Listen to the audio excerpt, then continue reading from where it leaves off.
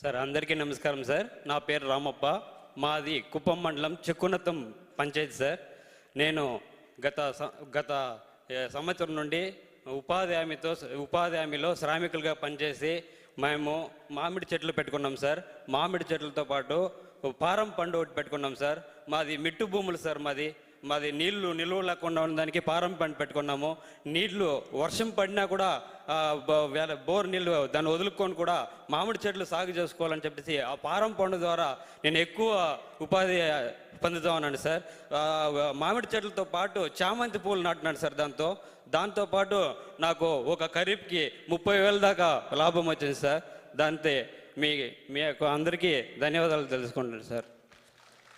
ధన్యవాదములండి. తదుపరి పార్వతీపురం మన్యం నుండి మాట్లాడవలసిందిగా కోరుతున్నాము. స్పందించాలి. దయచేసి వెంటనే మైక్ పాస్ చేయండి సార్. నమస్తే సార్. పార్వతీపురం మన్యం జిల్లా నుండి 10 మంది ఉపాధి హామీ శ్రామికులతో రావడం జరిగింది సార్. దీనిలో భాగంగా ఆరిక పాపారావు గారు గిరిజన రైతు తమరితో మాట్లాడతాడని సంతోషంగా ఉన్నారు సార్. ఆయన మాట్లాడతారు సార్.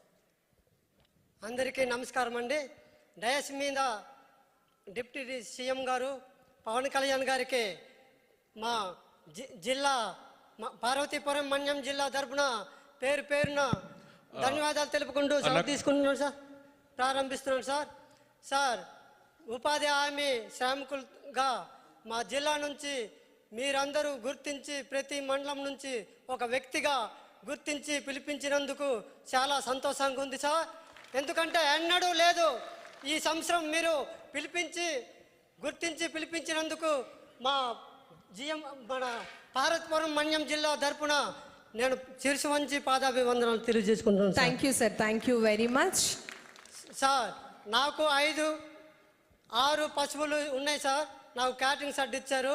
అలాగే జీడి మామిడి తోట 2 ఎకరాలు ఇచ్చారు సార్.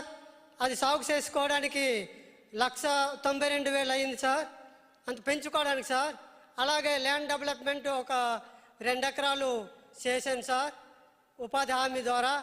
అలాగే ట్రెంచీలు ఒక 2 ఎకరాలు తవ్వించాను సార్. అది ఉపాధి హామీ ద్వారా. సార్ మీ గురించి నేను ఎన్నో బాధపడి మీతో మాట్లాడాలని నా శిరసాయి కోరిక ఈరోజు నెరవేరింది సార్. పవన్ కళ్యాణ్ గారు చాలా సంతోషంగా ఉంది.